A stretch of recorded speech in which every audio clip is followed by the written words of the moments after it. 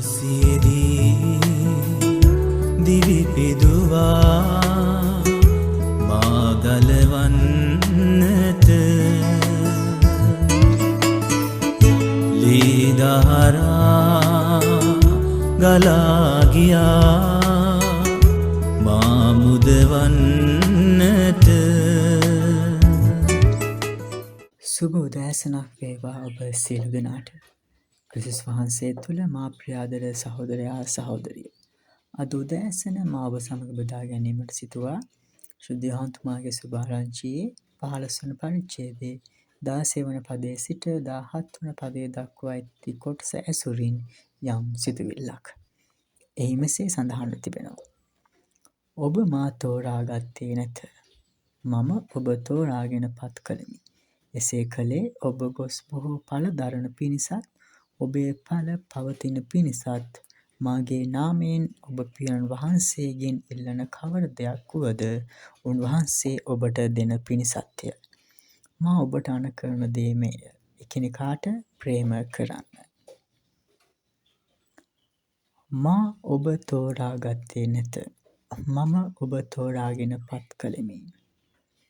ප්‍රේමවන්ත සහෝදරයා සහෝදරිය, අද උදෑසන අප සවන් දුන් සුභාරංචි කොටස් තුළ ජේසු කියනවා අප ජේසුව තෝරාගත්තා නොව ජේසු අපව තෝරාගත් බව. මොකටද ජේසු අපව තෝරාගෙන තිබෙන්නේ? ප්‍රේමය තුළ ඵල දරන පිරිසක් වීමට ජේසු අද අපව කැඳවා තිබෙනවා. විශේෂයෙන් ජේසුගේ ගෝලයන්ට ප්‍රේමය මුල් කරගෙන විශාල කාර්යභාරයක් කිරීමට ජේසු බාර දුන්නා. කිතුණු ශ්‍රාවකයන් ලෙස අපටද ජේසු විශාල වගකීමක් බාර දී තිබෙනවා දේව රාජ්‍ය තුල. මන්ද ප්‍රථමයෙන්ම ජේසු අපව තෝරාගෙන තිබෙනවා. උන්වහන්සේ සමග ගමන් කරන්නට. එමෙන්ම මෙම ප්‍රේමය කියන බීජය වපුරන්නට. එය අප ජීවත් වන ලෝකයේ තුල, සමාජය තුල මෙන්ම අපගේ සභාව තුලද අප සියලු දෙනා සිදු කළ යුතු කාර්යභාරයක් වෙනවා. මේ ප්‍රේමය කියන බීජය අපගේ සමාජය තුල පැල කිරීම තුල එයින් ඉතා යහපත් ඵලයක් අපට ලබාගත හැකි වෙනවා. මේ ඵලය තුලින් යහපත් සමාජයක් මෙන්ම අපගේ දේව පියාට ප්‍රසන්න කිතුණු සභාවක්ද අපට බිහි කිරීමට හැකි වෙනවා.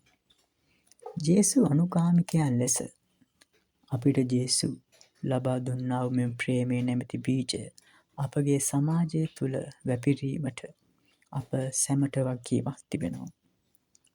ඒ සඳහා දෙවියන් වහන්සේගේ උපකාරය තිබෙන බව ජේසු අද සුභාරංචි කොටස තුළ අපට දක්වා තිබෙනවා.